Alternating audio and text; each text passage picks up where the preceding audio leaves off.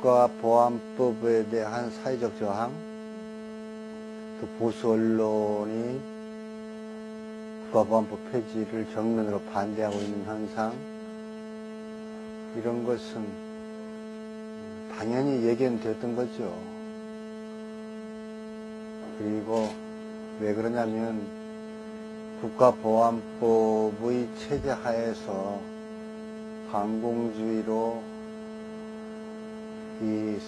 우리 사회와 국가가 운영되어 온 세월이 지금 60년이요. 이 60년의 기득권 세력이 있는데 그들이 그 기득권을 쉽사리 포기할 리가 없잖아요. 이 저항은 당연한 것이고,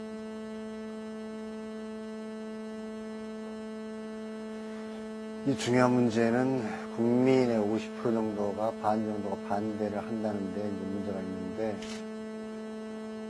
그 국민이라는 실체가 또 문제죠.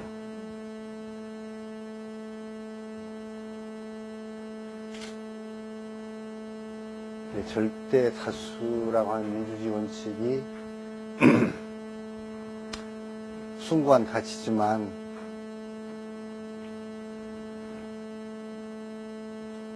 보세요. 때에 따라서 이렇게 엉뚱한 결과를 초래하는 게 절대 다수의 의사결정이라고 하는 것이 이제 문제가 있는 것인데, 국가보안법을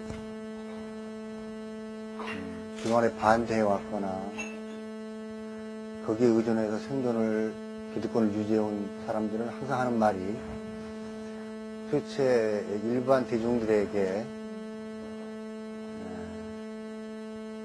또 생활인들에게 국가보안법이 방해되는 게 뭐가 있었느냐. 이것은 박정희 때부터 김종필이라는 사람이 국무총리를 할 때부터 써온 말이 지금도 유효하게 쓰여지고 있단 말이죠. 네. 근데 그 말이 범죄적이고 반사회적인 이유는 어느 사회에서든지 역사 진실과 사회의 모순에 대해서 정면 대응하는 사람은 그 사회 성원의 10% 정도밖에 안 돼요. 적극 저항을 하거나 비판하는 사람들은. 그 나머지 한 70, 80%는 대중이라고 밀어붙이는 그 사람들은 그 물결에 그냥 따라가거나 무시적 동의를 하는 부류라고요. 그리고 나머지 10%나 15%는 보수 기득권 세력인 것이고. 그런데 그 적극 저항하거나 비판하는 10%가 나라의 변혁과 개혁과 발전을 주도하는데 그들이 핍박을 받았죠. 그 수가 적다고 해서 반사회적이고 반민족적인 반인권적인 악법이 존속해야 한다는 이유는 전혀 성립이 안 돼요.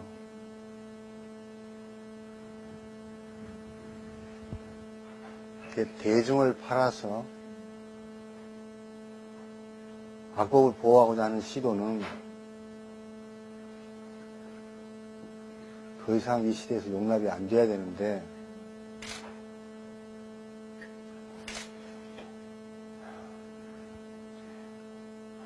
그 대목이 풀어야 할 큰 숙제죠. 첫 번째야 군부독재 30년을 존속시킨 거 아닙니까? 첫 번째. 그러면서 그 30년 동안에 피해를 입은 사람들이 그 얼마나 많냐 이 말이죠. 그러므로 그것이 악법이라는 건 다 입증되어 있는 것이고, 그리고 저는 지금 피해 당사자로서 1994년에 고발을 당해가지고 지금 10년 동안 계속해서 고통을 당하고 있는 거죠. 그러니까 아리랑을 쓰면서 경찰청의 조사를 받았고, 한강을 쓰면서 검찰청 조사를 받았어요. 10년 동안에 단 하루도 편할 날이 없이 감시당하고 고문당하는 기분으로 작품을 썼어요. 이 고통을 그 누구한테 말할 수 있어요? 그는 나름대로 독자를 가지고 있고 명예라면 명예랄까 하는 걸 가지고 있는 작가가 이렇게 당하고 있을 때 그렇지 않은 사람들이야 얼마나 쉽게 당할 수 있는 악법이냔 말이죠. 그거 없애야죠. 또 한 가지 문제는 지금 개혁 4대 입법이라고 하는 그것이 시대적으로 반드시 해결하지 않으면 안 되는 이 나라의 큰 과제인데 지금 노무현 정권이 그 네 가지 문제를 한꺼번에 해결하려고 하는 정책의 선택은 굉장히 바람직한 거예요. 그런데도 그것이 대중 호응을 못 얻는 이유는 경제의 불황 이것이 겹쳐져 가지고 엄청나게 큰 힘을 이제 발휘하게 되어버리는데 비극이 있어요. 그러니까 오늘의 경제 불황은 노무현 정권이 전혀 잘못한 게 아니에요. 다 알다시피 김영삼 정권에서 IMF가 왔고 그 IMF를 빨리 해결하고 벗어났다 하는 것을 보여주기 위해서 김대중 정권이 카드 남발을 하면서 그 후유증이 지금 제2의 IMF를 불러오는 사태가 벌어져 버렸어요. 그래서 지금 노무현 정권은 덤태기를 쓰고 있는 것인데 경제 불황이 상층부에는 경제 기득권 세력인 잘 사는 사람들에게는 불황일 뿐이지만 일반 대중들에게는 생존권이 되어버린단 말이에요. 죽나 사냐 하는 문제가 되어버려요. 이 대목에서 노무현 정권은 대중들에게 그것이 이 정권의 잘못이 아니다. 지난 정권의 잘못이니까 같이 해결하자 하는 대중 선전을 하고 납득을 시켜야 됐었는데 그걸 실패해버렸어요. 그래서 마치 노무현 정권이 실책인 것처럼 대중들이 착각하게 함으로써 그리고 언론을 오도하고 있는 정치권과 한나라당 그 조중동이 악의적으로 반대하는데 경제 불황을 이용해 먹고 있고 대중들은 그게 최면돼 버렸어요. 그러므로 그 50%의 반대라고 하는 것을 믿으면 안 돼요. 잘못 최면된 대중들의 반응이기 때문에. 그리고 또 한 가지는 김영삼과 김대중이라는 사람이 대통령을 한 이유는 군부독재 민주화 투쟁을 했다는 업적 때문에 대통령이 됐을 두 사람은. 그랬으면 그때부터도 국가보안법 문제는 가장 큰 문제고 그 사람들이 대통령이 될 때 두 사람 다 큰 정책으로 내세웠던 거예요. 그러면 김영삼 정권에서 국가보안법 하나를 해결하고 또 김대중 정권에서 친일파 문제 및 과거사 의혹사건을 해결하고 그리고 나서 정권을 넘겨줘가지고 이 노무현 정권이 그 다음 문제를 받았어야만 되는데 그 두 정권이 다 그런 중요한 문제를 직무유기해버렸어요. 그래서 그 문제 전부를 노무현 정권이 다 해결하려고 하니까 그 재앙이 점점 더 커진다 이 말이죠. 이 부영장이 사회 각 분야의 사람들을 만나서 의견 청취를 그동안 해왔어요. 우리 문단인도 원로 5명을 만나서 이야기를 들었는데, 그때 나도 거기 자리에서 이제 같이 이야기를 했는데, 난 그때 그런 말 했어요.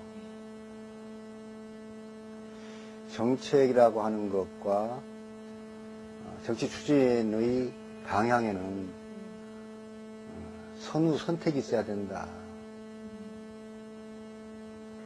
그런데 지금 노무현 정부는 2년이 지나가면서 그 선택을 잘못했다. 국가보안법을 비롯한 과거사 김영 문제 같은 거 중요한데, 중요한 만큼 국민 설득의 시간을 가졌어야 된다. 근데 그 설득 없이 바로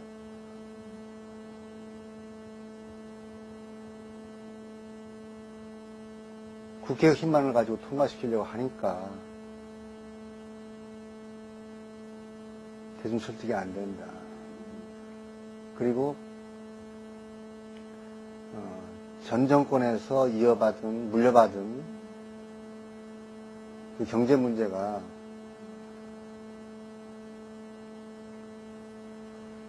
국가의 가장 당면한 큰 문제라고 인식을 해야 되는데, 그 인식하는 시간이 너무 빨리 지나갔고 그 인식이 대중화되지 못했다. 그러니까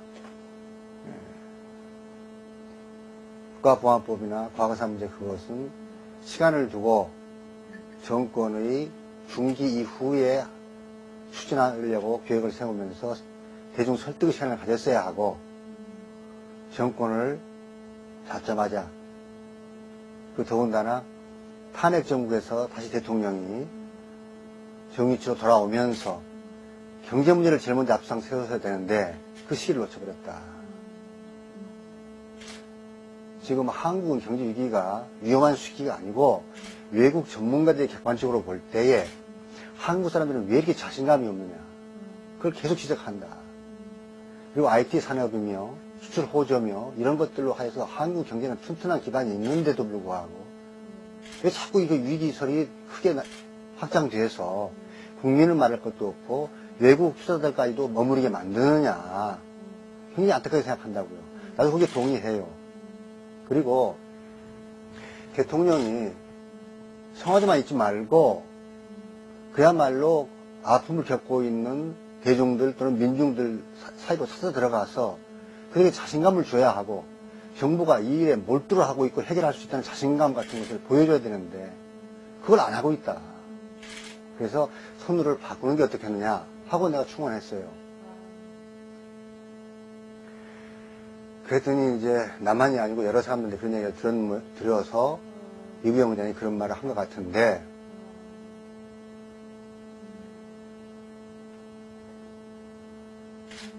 반대하는 것에 대해서, 반대하는 세력에 대해서 한나라당과 조중동을 중심으로 한 그 반대 세력이 반대 논리에 대해서 또 그 반대의 논리를 열린우당과 노무현 정권은 힘이 약해요. 그걸 국민이 느낀단 말이에요. 지금이라도 늦지 않았어요.